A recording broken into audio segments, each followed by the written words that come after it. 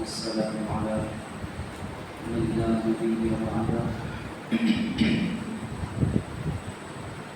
أما بعد فأعوذ بالله من الشيطان الرجيم بسم الله الرحمن الرحيم واذكروا إذ كنتم قليلا مستضعفون في الأرض يخافون أن يتخطفكم الناس فآواكم وأيدكم بنصره ورزقكم من الطيبات لعلكم تشكرون. وقال في موضع آخر الذين إن مكناهم في الأرض أقاموا الصلاة وآتوا الزكاة وأمروا بالمعروف ونهوا عن المنكر. صدق الله العظيم ونحن على ذلك من الشاهدين والشاكرين والحمد لله رب العالمين. يا رب صل وسلم دائما أبدا على حبيبك خير خلق كلهم. بزرگان ملت، برادران اسلام، میرے عزیز دوستوں، بزرگوں اور بھائیوں، اللہ رب العزت نے اپنے حبیب صلی اللہ علیہ وآلہ وسلم کے ذریعے سے آپ کی شریعت کے طور پر جو نظام زندگی انسانوں کو عطا فرمایا وہ دنیا کے دیگر تمام نظاموں کے مقابلے میں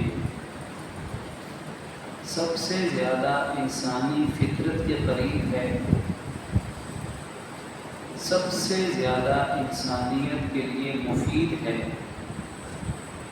اور سب سے زیادہ انسانیت کے لیے آسان ترین ہے۔ اب وہ جو نظام ہے زندگی حضور نے عطا فرمائے، سب کہتے ہیں صلی اللہ علیہ وآلہ وسلم، تو زندگی کے تمام معاملات پر مشتمل ہے۔ اللہ کرے کہ آج کے مسلمان کو یہ بات سمجھ آ جائے کہ وہ چھوٹی چھوٹی چیزوں میں الجھنے کے بجائے اصل کام کی طرف توجہ دے۔ وہ نظام معاشرت بھی ہے، نظام معیشت بھی ہے، نظام سیاست بھی ہے، نظام سیادت بھی ہے، قیادت بھی ہے، وہ نظام عبادات بھی ہے۔ سمجھنے کے لیے نظام عبادات کو دیکھیے، اگر ہم غور کریں تو دنیا کے کسی دوسرے مذہب میں عبادات کا وہ نظام نہیں ہے جو اللہ کے نبی صلی اللہ علیہ وسلم کی شریعت یعنی ہمارے دین اسلام نے ہمیں دیا۔ ہندوؤں کی عبادت کیا ہے؟ زیادہ سے زیادہ چند پوجا پاٹ کے بس کاموں کو پورا ہندوازم قرار دیا گیا۔ عیسائیت میں کیا ہے؟ سال کے 365 دنوں میں سے شاید 4-5 دن عبادت کے، چرچ میں جا کر میوزک کے ساتھ مختلف چیزوں کو پڑھ لینے کا نام اب عیسائیت بن گیا ہے۔ انتہائی محدود سوچ ہے، اور دین اسلام میں عبادت کو سمجھنے کے لیے ایک جملہ بھی کافی ہے کہ مسلمان کی 24 گھنٹے کی زندگی پورے سال کی زندگی عبادت بن سکتی ہے، عبادت ہے۔ اتنا بڑا زمین آسمان کا فرق ہے، اس سے بھی زیادہ کا فرق ہے۔ یہ نظام عبادت کی مثال ہے۔ اسی طرح اگر نظام معیشت و تجارت کی بات کریں تو دنیا کے باقی نظام جو انسانوں نے بنائے ہیں، انسان جب اس میں دین نہیں ہوگا، ایمان نہیں ہوگا صحیح معنی میں، تو پھر وہ اپنے مفاد کو ترجیح دے گا۔ انسان کی فطرت میں لالچ ہے، وہ لالچ اس کے نظام میں نظر آئے گی۔ انسان کی فطرت میں انتقامی کارروائی کرنے کا جذبہ ہے، اس نظام میں اس کا اثر ضرور پذیر ہوگا۔ اسلامی نظام معیشت و تجارت کو دیکھیں تو پوری دنیا کے نظاموں پر حاوی اور غالب ہے۔ بالکل اسی طریقے سے ہم اصل موضوع پر آتے ہیں کہ اللہ رب العزت نے اپنے نبیوں کے ذریعے اور سب سے آخر میں حضور نبی مکرم صلی اللہ علیہ وآلہ وسلم کے ذریعے سے اس دین کو غالب کرنا تھا، تو پروردگار عالم نے یہ طے کیا تھا کہ میں اپنے نبی کو غلبہ دوں گا، اور یہ غلبہ حکومت و ریاست کے بغیر ناممکن تھا۔ ظاہری طور پر 13 سال مکی زندگی میں محنت فرمائی، گزشتہ جمعہ ہم نے اس حوالے سے کچھ معروضات عرض کی تھی۔ 13 سال آپ نے بہت محنت فرمائی، لیکن اسلام کا غلبہ نہیں ہوا، اسلام غالب نہیں آیا۔ نظام زکوٰۃ نہیں تھا، نظام نماز نہیں تھا، نظام تجارت نہیں تھا، نظام سیاست معاشرہ کچھ بھی نہیں، اس لیے کہ ہم مغلوب تھے۔ تو اللہ رب العزت نے پھر ظاہری غلبہ، حکومت و ریاست بھی اللہ کے اپنے حبیب کو عطا فرمائی۔ تو سارے نظام اللہ کے نبی صلی اللہ علیہ وسلم نے اس اسلامی ریاست میں لاگو کر کے دکھائے۔ قرآن مجید کی آیت مبارکہ سورۃ الانفال کی آیت نمبر 26 سے تلاوت کی گئی، اس میں اللہ عز و جل نے کیا فرمایا کہ وَاذْكُرُوا إِذْ كُنْتُمْ قلیل، اس وقت کو یاد کرو جب تم بہت تھوڑی تعداد میں تھے، مستضعفون فی الارض، خطے میں تمہاری حیثیت بہت کمزور تھی، تم بہت کمزور اور ناتوا سمجھے جاتے تھے۔ یخافون ان یتخطفکم الناس، تمہیں یہ ڈر لگا رہتا تھا کہ کہیں لوگ ہمیں نوچ کر کھا نہ جائیں، کچک نہ لیں، نوچ نہ لیں۔ یہ مغلوبیت کا نقصان ہے کہ یہ سارے خطرات پھر مسلط رہتے ہیں اور آپ کھل کر کوئی دین کا کام، دین کا نفاذ کر ہی نہیں سکتے۔ لیکن خالق عز و جل فرماتا ہے فآواکم، پھر اس رب نے تمہیں ٹھکانہ دیا، یعنی زمین میں تمہیں تمکین فی الارض، خلافت عطا کی، حکومت اور ریاست عطا کی، ایک وطن عطا کیا، ایک ملک تمہیں دے دیا۔ وَأَيَّدَكُمْ بِنَصْرِهِ، اور اس نے اپنی نصرت کے ساتھ تمہاری تائید کی، تمہاری مدد کی، یعنی اس کی مدد کے بغیر ہم ملک اور ریاست اور وطن حاصل کرنے کی سطح نہیں رکھتے تھے۔ اس نے مدد کی، اور پھر وَرَزَقَكُم مِّنَ الطَّيِّبَاتِ، اور اس نے تمہیں پاکیزہ رزق بھی دے دیا، لَعَلَّكُمْ تَشْكُرُونَ۔ یہ سب اس نے اپنے مدد، اپنی رحمت، اپنا رزق سب کچھ تمہیں اس لیے دیا لعلکم تشکرون، تاکہ تم شکر گزار بن سکو، تم اس کا شکر ادا کر سکو۔ اس لیے آج حیثیت پاکستانی مسلمان ہونے کی، جہاں ہم اور بے شمار نعمتوں پر اللہ کا شکر ادا ہمیں کرنا چاہیے، وہیں ہمیں اس وطن پاک کے وجود پر بھی اللہ کا شکر ادا کرنا چاہیے۔ لیکن آج بدقسمتی سے فضا ایسی بنا دی گئی یا بن چکی ہے کہ جس کی زبان پر بھی سنیں گے تو ناشکری کے جملے ہی سنیں گے، اور اگر خود چاہے کچھ نہیں کیا، کوئی کردار نہیں ادا کیا، لیکن برا بھلا کہا جائے گا وطن کو، پاکستان ایسا ہے، پاکستان ویسا ہے، اور ناشکری کے جذبے، ناشکری کے جملے۔ تو اللہ تعالیٰ فرماتے ہیں کہ جب ہم کسی کو کچھ دیں تو لعلکم تشکرون، تو تمہیں چاہیے کہ تم شکر ادا کرو۔ اور شکر کب ادا ہوگا؟ جب ہم ذرا سوچیں گے کہ ہم اگر اس حالت میں ہوں، جس حالت میں آج دنیا کے بیچارے وہ مسلمان ہیں جو غیر مسلم ملکوں میں رہتے ہیں۔ ابھی حالیہ یورپ کے اندر کیا ہوا، یو کے اندر کیا ہوا، مانچسٹر کے اندر کیا ہوا، یورپی اقوام جو اپنے آپ کو دنیا کی اپنے طور پر ہی اپنے تئیں دنیا کی سب سے زیادہ تہذیب یافتہ قومیں شمار کرتے ہیں، ایک جھوٹی خبر پر کہ کسی مسلمان نے دو لڑکیوں کو بچیوں کو قتل کیا، جھوٹی افواہ پر خبر پر فسادات مچے اور وہاں کے حالات بیان کرنے کی ضرورت تھی کہ مسلمانوں کو کتنی مشکلات کا سامنا کرنا پڑا۔ گھروں کے اندر مسلمان محصور ہو کر رہ گئے، ان کی دکانیں جلا دی گئی، ان کی گاڑیاں توڑ دی گئی اور ان کو جان بچانا مشکل ہو گیا۔ تو باہر کیف مسلمان، چاہے یہ کہا جاتا ہے کہ دور کے ڈھول سہانے، پاکستان میں بیٹھنے والا مسلمان سمجھتا ہے کہ اچھا فلاں تو یورپ چلا گیا، فلاں تو امریکہ سیٹل ہو گیا، وہ تو بڑے مزے میں ہے، ہماری تو جان پھنسی ہوئی ہے۔ ہمیں تو شکر کرنا چاہیے کہ اس وطن پاک کو اپنوں نے اور غیروں نے تباہ کرنے میں کوئی کسر نہیں چھوڑی، اس میں کوئی شک نہیں۔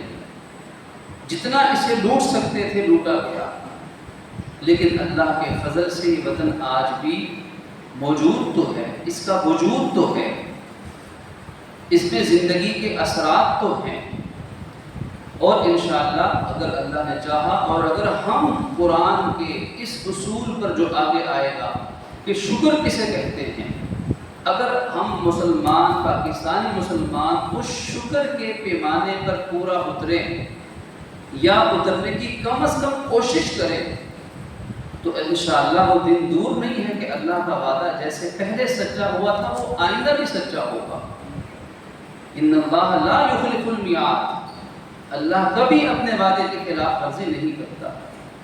یہ بھی اس کا وعدہ ہے جو ہمارے حالات ہیں، یہ بھی اس کا وعدہ ہے۔ وعدہ کیا ہے کہ وَإِن كَفَرْتُمْ، اگر تم میری ناشکری کرو گے تو ان عذابی لشدید، میری پکڑ بڑی سخت ہے۔ پھر وہ پکڑ کیسے آئے گی؟ جو حالات و واقعات، جو پریشانیاں، ظالم حکمران مسلط ہوں گے، رزق میں بے برکتی ہوگی، دلوں میں بے سکونی ہوگی، دشمن کا خوف اور دبدبہ قائم ہوگا، اپنی مرضی سے آزادی کے تقاضوں کو کوئی پورا نہیں کر سکے گا، خانہ جنگی کی کیفیت ہوگی، اداروں کی آپس میں جنگیں چھڑی ہوں گی، حالت یہ ہوگی کہ سگا بیٹا اپنے باپ کی جائیداد دینے کے لیے اس کو اوروں سے قتل کروا رہا ہوگا۔ تو یہ کیا ہے؟ یہ بھی عذاب شدید ہے، دلوں میں سکون نہیں ہوگا۔ تو یہ ابھی ابتدائی چیز ہے۔ اگر ہم قرآن کے مطالعے کی روشنی میں سوچیں تو یہ ابتدائی حالات ہیں۔ خالق کہتا ہے کہ جب کوئی قوم نافرمان ہوتی ہے تو ہم اس قوم کو تھوڑا سا جگانے کے لیے ذرا ہلا دیتے ہیں، ہلکا سا اس کو جھنجھوڑتے ہیں، اس قوم کو اپنے عذاب کا تھوڑا سا مزہ چکھاتے ہیں۔ اگر تو وہ باز آ جائیں، توبہ کر لیں، سدھر جائیں، تو پھر ہم آسمان و زمین کی برکت کے دروازے ان کے لیے کھول دیتے ہیں۔ لیکن اگر وہ باز نہ آئیں، اپنے ان غلطیوں کو قبول ہی نہ کریں، اپنی اس بگڑے ہوئے رویے اور مزاج کی اصلاح کی کوشش ہی نہ کریں، بلکہ الٹا اور گناہوں میں، نافرمانی میں، بغاوت میں، اللہ رسول کی عداوت میں اگر وہ آگے بڑھے، تو پھر ہم کیا کرتے ہیں؟ ہم ان کو ان کے حال پہ چھوڑ دیتے ہیں کہ ٹھیک ہے اب تم کر کے دکھاؤ گے، چلو کھلا میدان ہے، بھاگو، کہاں تک بھاگو گے؟ اگر تم اللہ کی اس کائنات میں سے نکل سکتے ہو تو پھر نکل، فانفذوا من اقطار السماوات والارض، تو نکل کے دکھاؤ، لا تنفذون، تم نہیں نکل سکتے۔ تو پھر کیا ہوتا ہے؟ اللہ اس کے حال پہ چھوڑ دیتا ہے، وہ قوم معاذ اللہ کی رحمت اور مدد سے محروم ہوتی ہے، اپنے جس کو اللہ اپنی رحمت سے محروم کر دے، اپنی مدد اس سے اٹھا لے، اس کے حال پہ چھوڑ دے، پھر کیا ہوگا؟ پھر دنیا میں در بدر ٹھوکرے کھائے گا۔ شاید اس کو وقتی طور پر کامیابی مل جائے، وقتی طور پر، پھر قرآن کا مطالعہ بتاتا ہے یا تو وہ قوم ہلاک ہو جاتی ہے یا وہ ہاتھ پاؤں مارتی ہے، کچھ اس کو وقتی طور پر خوشی اور خوشحالی ملتی ہے، وہ سمجھتے ہیں کہ دیکھو ہم نے اللہ رسول کی بات بھی نہیں مانی، ہم اپنے خطائیں گناہ اسی طرح کر رہے ہیں لیکن خوشحالی بھی مل رہی ہے۔ تو خطاؤں کے باوجود خوشحالی کا ملنا زیادہ خطرے کی بات ہے، کیونکہ پھر اللہ رب العزت کی سنت یہ ہے کہ پھر اللہ آخر کار پکڑتا ہے، اور جب پکڑتا ہے تو اس کا نام، اس کی ہستی بھی باقی نہیں رہتی۔ قرآن پورا اس دعوے کی دلیل ہے۔ تو شکر لازم ہے، شکر زبان سے بھی ہے الحمدللہ، ٹھیک ہے، جیسے بھی حالات ہیں، یہ ملک کہاں تک پہنچا، کس حالت تک پہنچا دیا گیا، لیکن الحمدللہ اس کا وجود تو ہے، اس میں زندگی کی رمق تو ہے، اس میں امید کی کوئی نہ کوئی کرن ہے، اس کی بنیادوں میں ابھی بھی سلگتی ہوئی چنگاریاں ہیں کہ بس تھوڑی سی ایمان اور دین اور حیا اور اخلاق اور انصاف کی اس کو ہوا ملے گی تو وہ چنگاریاں شعلہ جوالہ بنے گی انشاءاللہ۔ لیکن شرط ہے لعلکم تشکرون، کہ تم شکر گزاری کی طرف آؤ۔ زبان سے بھی شکر ہے، اور عمل کا شکر یہ ہے کہ اس نعمت کو اللہ تعالیٰ کے حکم اور نبی کے طریقے پر استعمال کر کے اس سے فائدہ اٹھایا جائے۔ یہ بڑی سمجھنے والی بات، صرف زبان سے کہہ دیا الحمدللہ، یہ تو صرف زبانی شکر ہے، حقیقی شکر نہیں ہے۔ کسی بھی چیز کا حقیقی اور اصل شکرانہ یہ ہے کہ اس چیز کو اللہ تعالیٰ کے حکم کے مطابق استعمال کر کے فائدہ اٹھانا، یہ حقیقی شکر۔ چھوٹی سی مثال، آنکھ اللہ تعالیٰ کی نعمت ہے، یہ بینائی، آنکھوں سے دیکھنا اتنی بڑی نعمت ہے۔ زبان بولنے کی استطاعت، کان سننے کی طاقت، دماغ سوچنے کی صلاحیت، ہاتھ پاؤں زندگی میں معاون مددگار، روپیہ پیسہ، گاڑی موبائل، عہدہ اور منصب، صلاحیت اور ڈگری اور اختیار، یہ سب اللہ رب العزت کی نعمتیں بھی ہیں، اس کی امانتیں بھی ہیں۔ اب حکم ہے کہ آنکھ وہ دیکھے جس کا حکم اللہ نے دیا ہے، زبان وہ بولے جس کا حکم اسلام یعنی اللہ تعالیٰ دیتا ہے، کان وہ سنے جو رب چاہتا ہے، دماغ وہ سوچے جو رب کی اطاعت میں داخل ہے، ہاتھ اور پاؤں، روپیہ اور پیسہ، گاڑی اور موبائل، نیٹ اور باقی سہولیات، سیٹ اور کرسی، عہدہ اور منصب، اختیارات، سب صلاحیتیں اس کے حکم پر چلیں تو یہ شکر ہے۔ اگر اس کے خلاف چلیں، زبان سے 1,00,000 دفعہ بھی الحمدللہ کہا لیکن خلاف ورزی حکم کی ہے تو یہ ناشکرہ ہے، قرآن کا فیصلہ ہے۔ تو زبان کے شکر کے ساتھ ساتھ عملی شکر کیا ہے؟ عملی شکر خالق عز و جل نے دوسری آیت میں یوں بیان فرمایا، الذی ان مکناہم فی الارض، وہ لوگ جن کو ہم زمین میں ٹھکانہ دیتے ہیں، حکومت، تمکین، خلافت دیتے ہیں، وہ پہلا کام شکر کا کیا کرے؟ عملی کام، اقاموا الصلاۃ، وہ نماز قائم کرتے ہیں۔ یعنی حکومت، ملک، ریاست مل جانے کے بعد پہلا کام وہ نماز قائم کرتے ہیں۔ حضور نبی مکرم صفی حدیث صلی اللہ علیہ وآلہ وصحبہ وسلم، اللہ رب العزت نے فتح مکہ کی عظیم نعمت عطا فرمائی۔ تو روایات میں آتا ہے نبی مکرم صلی اللہ علیہ وسلم پہلے تو تشریف لائے اور بتوں کو گرایا، حق کا اعلان کروایا، یہ سارے معاملات ہوئے، پھر آپ نے غسل فرمایا۔ غسل فرمانے کے بعد آپ نے پھر جہاں 2 نفل پڑھتے تھے وہاں 8 رکعت نفل ادا فرمائے۔ یہ 2 سے 8 رکعت پہ منتقل ہونا، فقہاء نے لکھا ہے کہ یہ حضور نے مکہ کی سرزمین آزاد ہونے پہ اللہ تعالیٰ کا شکر ادا کیا تھا کہ اقاموا الصلاۃ، وہ نماز قائم کرتے ہیں۔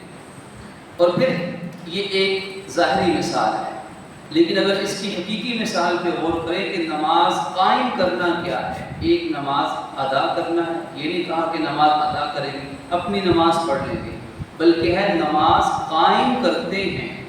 اور نماز کیسے قائم ہوگی وہ بھی حضور کی سیرت طیبہ ہمیں بتاتی ہے۔ جب مدینہ طیبہ کی ریاست قائم ہوئی، آپ ہجرت فرما کے جب مدینہ طیبہ پہنچے تو پہلے قبا کی بستی ہے، قبا کی بستی میں آپ ٹھہرے، جہاں آج مسجد قبا اسلام کی پہلی مسجد، عظیم الشان مسجد، جہاں جا کر 2 نفل پڑھنے والے کو اللہ تعالیٰ عمرے کا ثواب دیتے ہیں۔ عمرہ بھی وہ جو مقبول ہوگا، جو یہاں سے آپ جا کے عمرہ کریں گے خانہ کعبہ میں، اس کے قبولیت کی کوئی دلیل نہیں، ہم امید ہے، دلیل کوئی نہیں ہے، امید ہے کہ اللہ قبول فرمائے گا۔ لیکن مسجد قباء نفل پڑھنے کا عمرہ وہ ہے جس کے بارے میں انہوں نے فرمایا کہ جو ثواب کی نیت سے جا کے 2 نفل پڑھے گا عمرے کا ثواب۔ یہ مسجد قباء کیا ہے؟ یہ اقام الصلاۃ کا مقصد اور طریقہ بتا رہی ہے۔ جب حضور تشریف لائے تو آپ نے سب سے پہلا کام نماز کی ادائیگی کے لیے آپ نے مسجد کی پہلی اینٹ رکھی۔ پہلا کام، نماز کا وقت آیا، رحمت دو جہاں ہجرت فرما کے تشریف لائے، اقام الصلاۃ، آپ نے سب سے کہا سب سے پہلے ہم مسجد بنائیں گے۔ پھر آپ خود مسجد قباء کی تعمیر میں حضور، جیسے مسجد نبوی کی تعمیر میں حضور نے خود شرکت فرمائی، پتھر اٹھا کر آقا دو جہاں لاتے رہے، خانہ کعبہ کی تعمیر میں آقا دو جہاں شرکت فرماتے رہے۔ اسی طرح ان 2 مساجد مراکز کے بعد قباء تو عظیم مسجد ہے جس کی تعمیر آقا دو جہاں نے اپنے ہاتھوں سے پتھر اٹھا کے خود فرمائی اور دنیا کو بتایا، اپنی امت کو سبق دیا کہ دیکھو جب تمہیں آزادی ملتی ہے، تمہیں حکومت ملتی ہے، کوئی خطہ زمین تمہیں حاصل ہوتا ہے، اقتدار تمہیں ملے گا، تو پھر سب سے پہلا کام اقام الصلاۃ اور نماز قائم کرنے کے لیے مسجد کا وجود سب سے اہم ہے۔ اب قباء سے فارغ ہوئے، وہ مسجد ہو گئی، نماز بھی ادا فرمائی، پھر آگے مدینہ طیبہ تشریف لائے، یہاں بھی سب سے پہلا کام یہ کیا گیا کہ آپ نے مسجد نبوی کی زمین خرید کر وہاں پہ مسجد نبوی کی بنیاد رکھی۔ تو یہ گویا کہ نماز قائم کرنے میں مسجد کو آباد کرنا شامل ہے۔ جماعت کی نماز ضروری ہے، اس لیے فقہاء نے لکھا ہے کہ اگر خدا نخواستہ کسی شہر، کسی گاؤں، کسی بستی کے اگر مسلمان مسجد بالکل چھوڑ کے چلے جائیں اور نہ وہاں اذان ہوتی ہو، نہ تکبیر ہوتی ہو، نہ جماعت ہوتی ہو، سب مسلمان خدا نخواستہ چھوڑ کے چلے جائیں، تو حکومت وقت، اسلامی حکومت کے ذمہ لازم ہے کہ بزور بازو یعنی قانون کے ذریعے سے ان مسلمانوں کو اس مسجد کے آباد کرنے کا پابند بنائیں، کیونکہ اس کے بغیر ریاست کا وجود نہیں ہے، ریاست کی حفاظت نہیں ہے۔ مسجد آباد ہوگی صحیح معنی میں، مسجد میں وہ کام ہوں گے، وہ اعمال ہوں گے جو مسجد نبوی میں حضور نے جاری فرمائے، تو اس کا اثر پوری حکومت پر پڑے گا۔ اس لیے آج کے یہ بات عرض کرتے ہیں کہ اگر پاکستان کی تمام مساجد کے اندر صحیح معنی میں بغیر کسی فرقہ وارانہ سوچ کے اسلام کی متفقہ باتیں جو رسول کائنات نے مسجد نبوی کے اندر جو جاری فرمائی تھی، ان میں 5 وقت کی نماز تھی، ان میں قرآن کا درس تھا، حدیث کا درس تھا، حضور اپنی سنت سے لوگوں کو آگاہ فرماتے تھے، جو ان کا جھگڑا ہو گیا ان کے درمیان سلوک کرواتے تھے، نکاح کی تقریب مسجد میں منعقد ہوتی تھی، اسی طرح فیصلے مسجد کے اندر کیے جاتے تھے، اسی طرح مسجد کے اندر دینی اور اصلاحی حوالے سے مشاورت مسجد کے اندر منعقد ہوتی تھی۔ اسی طرح غیر مسلم اگر آتے ان کو اسلام کی دعوت دینے کے لیے مسجد کا ماحول دکھایا جاتا تھا۔ دین کی ابلاغ، دین کی تبلیغ کا سب سے بنیادی مرکز مسجد تھا۔ تو یہ اگر مسجدیں اس طرح آباد ہو جائیں گی تو انشاءاللہ ہمارا وطن صرف مضبوط نہیں ہوگا، بلکہ جیسے اللہ نے مدینہ طیبہ کو پوری دنیا کی اسلامی ریاست کی بنیاد بنایا، انشاءاللہ یہ ہمارا وطن اس دور کے اندر، گئے گزرے حالات کے اندر بھی پوری دنیا میں اسلامی ملکوں کو لیڈ کرنے والا ملک بن سکتا ہے انشاءاللہ۔ لیکن شرط یہ ہے کہ جو اللہ نے اصول دیا کہ نماز قائم کرو، خود بھی پڑھو، اوروں کو بھی نماز کی دعوت دو، نماز کا نظام رائج ہو جائے، نماز کا وقت آئے، مارکیٹیں بند ہو جائیں، کھیل تفریح بند ہو جائے، سارے پروگرام نماز پہلے ہے، جب نماز آئے نماز جو پڑھ لے اپنے اعمال کو انجام دیتا ہے۔ تو پہلا کام وہ نماز قائم کریں گے، یہ پہلا شکر ہے، اور دوسرا وآتوا الزکاۃ، وہ زکوٰۃ دیں گے، یعنی صرف زکوٰۃ نہیں دیں گے بلکہ پورا، زکوٰۃ سے مراد ہے پورا مالی اسلامی نظام، جو اسلام کا اکنامک سسٹم ہے، جو اسلامی نظام معیشت ہے، وہ وہاں قائم کریں گے۔ اب دیکھیے اگر اسلامی نظام کسی ملک یا کسی زمین خطے پہ رائج ہوتا ہے تو صرف یہ نہیں ہوتا کہ لوگ مسجد میں بس نماز پڑھنے بھی آیا کریں گے. نماز تو بنیادی چیز، اس کی برکات پوری قوم اور ملک کو ملیں گی، لیکن ساتھ معیشت، تجارت کے مسئلے بھی حل ہو جائیں گے، مہنگائی کے مسئلے بھی حل ہو جائیں گے. IMF ورلڈ بینک کے قرضوں نے جو ملک اور آنے والی نسلوں کو بھی مقروض بنا چھوڑا ہے، وہ مسئلے بھی اللہ کی رحمت سے حل ہو جائیں گے. اور ہمارے نبی صلی اللہ علیہ وسلم کی پالیسی یہی تھی کہ میری امت معاشی طور پر مضبوط ہو، ہماری ریاست مضبوط بنیادوں پہ کھڑی ہو، اور معیشت کسی بھی قوم یا ملک کی ریڑھ کی ہڈی کی طرح ہے. جتنی مضبوط ہوگی آدمی اتنا قائم ہوگا، جتنی کمزور ہوگی آدمی چلنے پھرنے سے بھی قاصر ہوگا. تو لڑنا اور جہاد کو کرنا دور کی بات ہے، فلسطینیوں کی مدد کرنا تو دور کی بات ہے، اپنے وجود کو کھڑا کرنے کی طاقت نہیں رہے گی. اور تلوار تھامنا اور گن اٹھانا اسلام کے غلبے، مظلوم کی مدد کے لیے، اس میں تو پھر مضبوط توانا جسم چاہیے. تو معیشت مضبوط ہوگی تو سارے کام اللہ کی مدد سے ہو سکتے. حضور کی معاشی پالیسی کیا ہوتی تھی، تجارتی پالیسی کیا ہوتی تھی؟ اب دیکھیے، آپ مدینہ طیبہ تشریف لائے، اسلامی ریاست قائم ہوئی. سب سے پہلے تقریباً ابھی 5 مہینے کا عرصہ نہیں گزرا تھا کہ حضور نے تمام مسلمانوں کو آپس میں بھائی بھائی قرار دے دیا تھا. مواقعات مدینہ، رشتہ مواقعات قائم ہوئے. اب اگر تصور کریں جیسے پاکستان بنا تو دنیا کی شاید ہر قوم کے لوگ، ارد گرد کے تمام خطوں کے دائیں بائیں کے مسلمان، عرب بھی ہیں، عجم بھی ہیں، کئی صوبوں کے، کئی زبانوں کے، کئی جغرافیائی ماحول سے تعلق رکھنے والے، ہر رنگ و نسل کے مسلمان یہاں موجود تھے. اخوت کا جذبہ قائم ہوتا، کبھی پاکستان دو لخت نہ ہوتا، کبھی پاکستان کے ٹکڑے نہ ہوتے. اگر ہم حضور کی اس پالیسی پہ چلتے کہ آپ نے رشتہ مواخات قائم کیا. اب رشتہ مواخات کا اثر کیا ہوا کہ انصار اور مہاجرین آپس میں بھائی بھائی بن گئے. آج تو پاکستان کا رہنے والا اور مہاجر، ان دونوں کو ان ناموں کی وجہ سے آپس میں دور کیا گیا، نفرتیں پیدا کی گئی کہ یہ تو فلاں علاقے کا ہے، یہ تو جو نام تھے جن کو حضور نے جوڑا تھا، انہی ناموں کو آج اس وطن میں توڑنے کا ذریعہ بنایا گیا. اور تفصیلات میں نہیں جاتا، صرف وقت کو سامنے رکھتے ہوئے ہم اس کو سمجھنا چاہ رہے ہیں کہ وطن کیسے قائم رہتا ہے، اسلامی ریاست کیسے مضبوط ہوتی ہے. اتنا عرصہ گزر چکا، لیکن رسول کائنات صلی اللہ علیہ وسلم کی وہ پالیسیاں جو قرآن میں اللہ نے بیان فرمائی، وہ آج ہمارے ہاں نافذ نہیں ہوئی. کاش یہ بھی کبھی یہ بھی آزما کے دیکھ لیں، حکمران بھی، سیاستدان بھی، ہمارے بیوروکریسی بھی، اور ہمارے عوام بھی.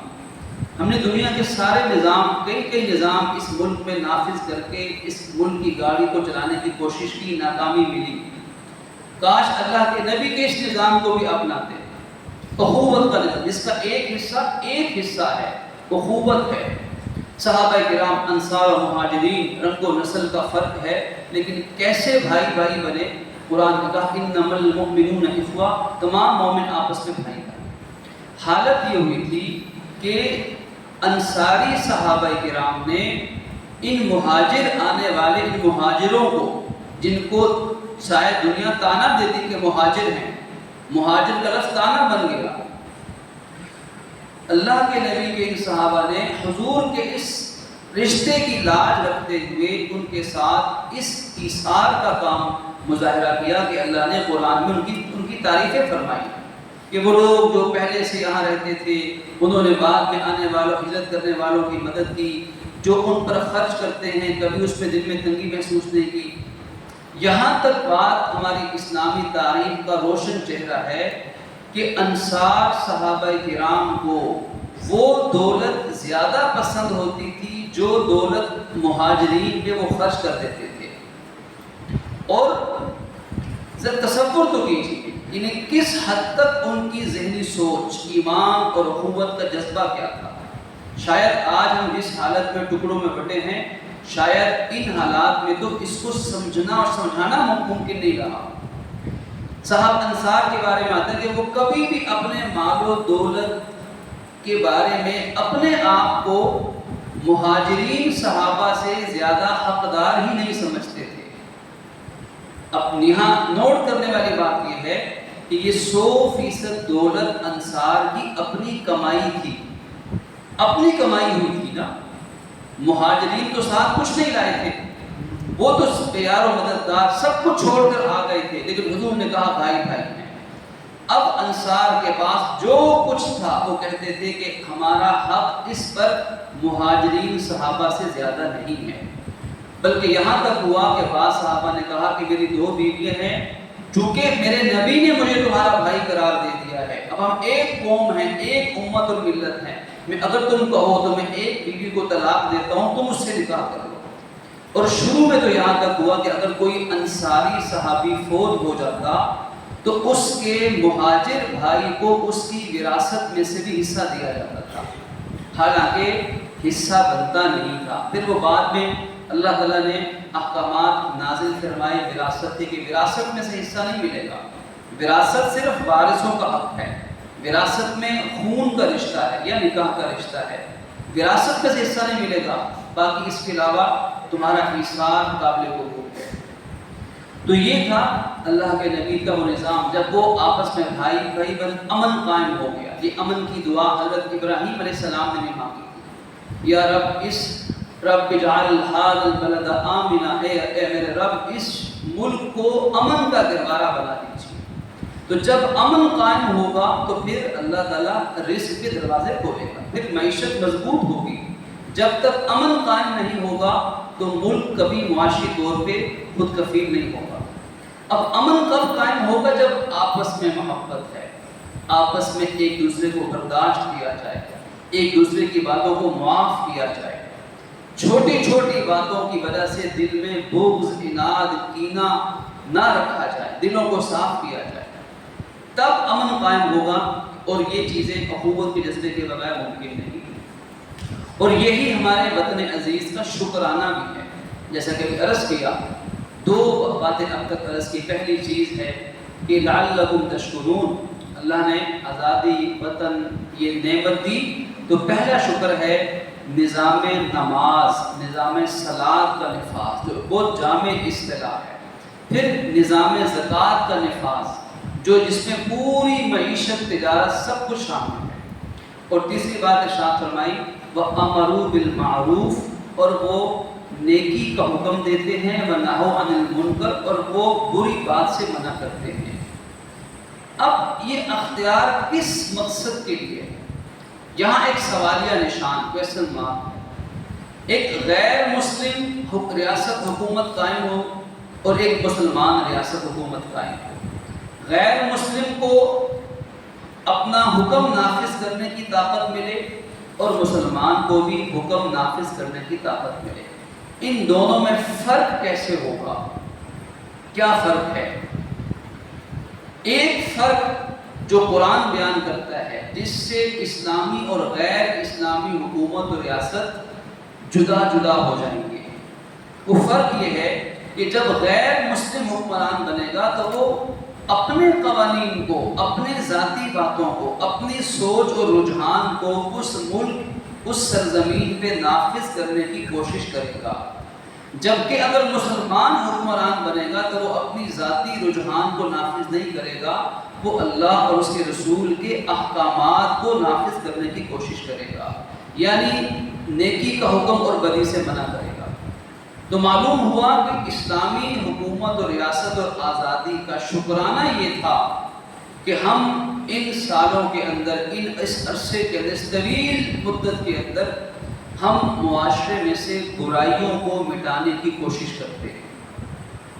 ہماری انتظامیہ، حکومتیں، تمام اسباب، تمام چیزیں برائی کو مٹانے کی کوشش کرتے، جیسے ہمارے نبی صلی اللہ علیہ وسلم نے ایک ایک برائی کو مٹانے کی کوشش کی تھی۔ برے کو نہیں مٹایا، برائی کو مٹایا۔ حالانکہ بروں سے تو حضور نے معاہدے کیے، یہودیوں سے تو حضور نے معاہدے کیے جو اسلام کے بدترین دشمن تھے، لیکن حضور نے مدینہ آنے کے بعد ان یہودیوں کو اٹھا کے باہر نہیں پھینکا تھا، بلکہ ان سے صلح نامہ جو ہے وہ حدیبیہ مشرکین سے ہوا اور یہود سے بھی معاہدے کیے اور کہا کہ تم یہاں رہو لیکن امن کے ساتھ رہنا، دیکھنا بدعہدی نہ کرنا۔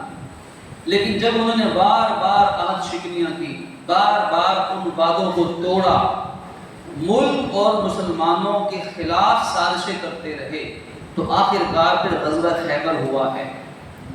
پھر ان کو خیبر سے اٹھا کے باہر پھینکا گیا اور پورے جزیرے عرب سے ان کو پھر نکالا گیا۔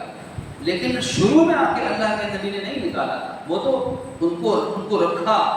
عیسائیوں کا 80 کے قریب عیسائی پادریوں اور اہل علم کا ایک گروہ آیا، اللہ کے نبی نے مسجد نبوی کے اندر ان کو ٹھہرایا، 3 دن تک ان کی مہمان نوازی کی، ان کی خدمت خاطر مدارت کی گئی، ان کو حقوق دیے گئے، جاتے وقت ان کو تمام حقوق دیے گئے کہ جو حقوق تمہارے بنتے ملیں گے، لیکن رہنا آئین اور قانون کے مطابق۔